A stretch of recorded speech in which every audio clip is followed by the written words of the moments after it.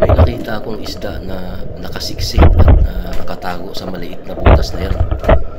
Ayan o, nakikita nyo ba mga buddy? Tinitingnan ko pa kung anong isda siya. At ayan, dinaanan ko na sa pool. Kaya lang mahirap siya ilabas, nakasiksik siya. Kailangan kong tanggalin yung mga maliliit na bato para mailabas siya. Unti-unti kong tinatanggal yung mga batong maliliit. Mahirap kasi nakasiksik din yung mga bato. Kaya natanggal na. Malapit na mga buddy. Ayan, nailabas na. Tripod tail wrasse mga buddy. Malaki. Mga isang kiluhin.